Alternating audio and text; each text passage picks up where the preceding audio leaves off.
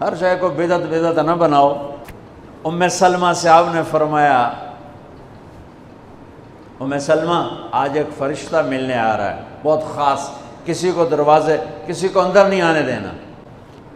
حضرت ام سلمہ پیرے پہ کھڑی ہو گئی۔ تھوڑی دیر میں حسین آ گئے، چھوٹے بچے معصوم ابھی، اندر جانے لگے، انہوں نے روک دیا، وہ رونے لگے، وہ روئے تو انہوں نے چھوڑ دیا۔ تھوڑی دیر کے بعد اندر سے میرے نبی کے زور زور سے رونے کی آواز آئی، زور زور سے رونے کی آواز آئی۔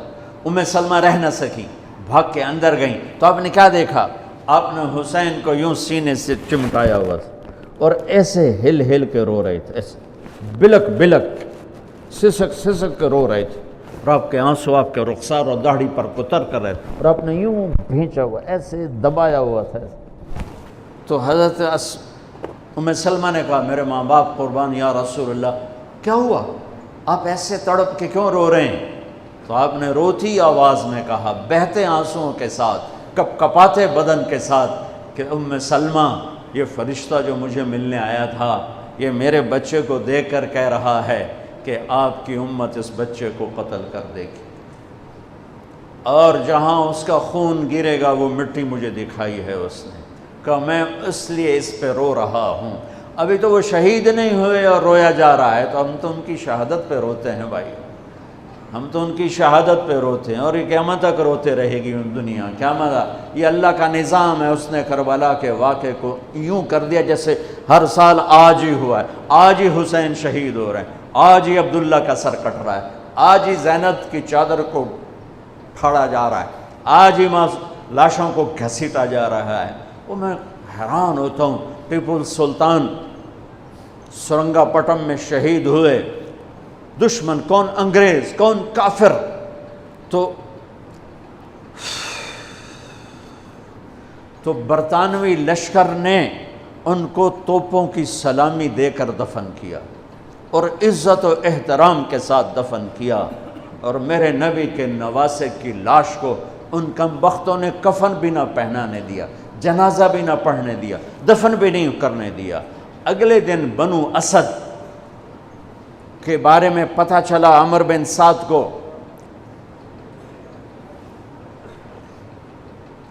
تو راتوں کہ وہ ان کو دفنانے والے ہیں، تو راتوں رات ان کو بغیر جنازوں کے مٹی میں دبا دیا اور اوپر پانی چھوڑ دیا کہ کوئی پتہ ہی نہ چلے حسین کی لاش۔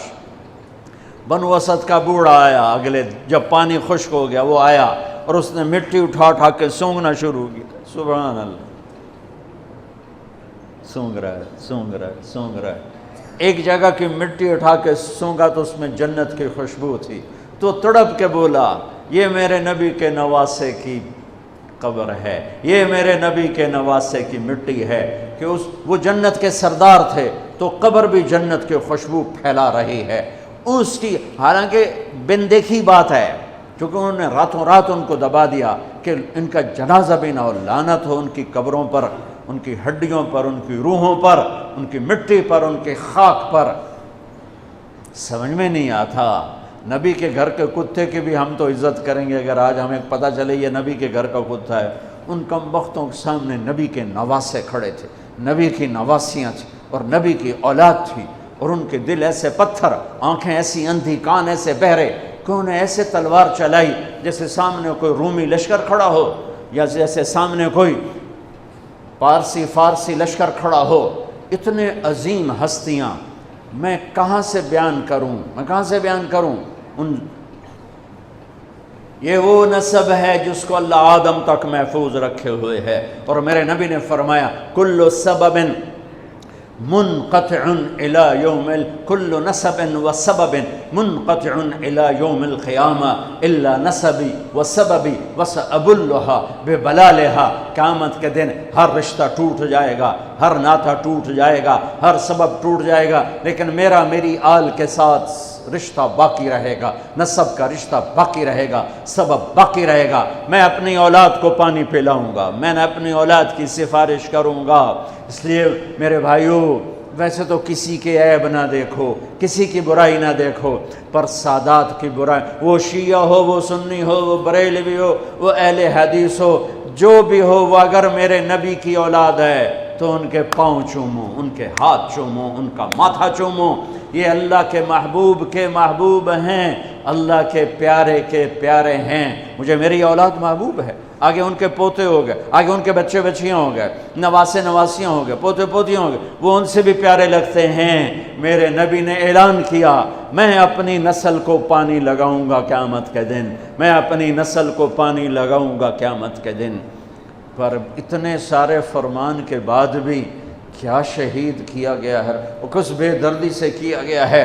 یہ تو میں تو نسب بتا رہا ہوں۔ پھر اللہ نے پیدائش، سب سے پہلے حسن پیدا ہوئے۔ آپ نے حضرت علی سے پوچھا کیا نام رکھا ہے؟ کہا جی حرب، جنگجو۔ آپ نے کہا نہیں، اس کا نام ہے حسن۔ پھر 10 مہینے بعد حسین پیدا ہوئے۔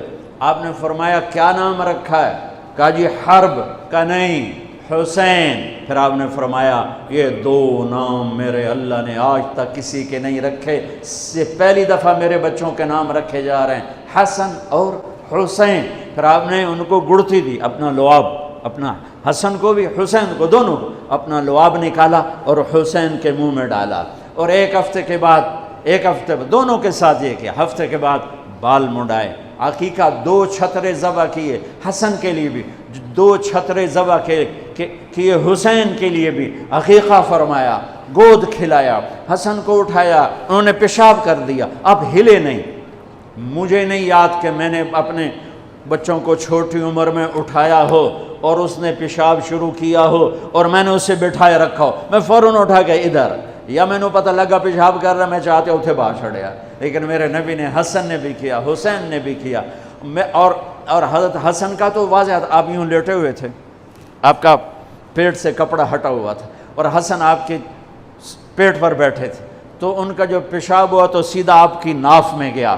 اور نبی پاک ذات، پیشاب ناپاک، وہ تو ہر ناپاک سے دور ہوتے ہیں، لیکن جب حسن نے پیشاب شروع کیا میرے نبی ایسے ہو گئے، ایسے بالکل ایسے ہلے نہیں کہ بچہ کہیں پیشاب نہ روک دے۔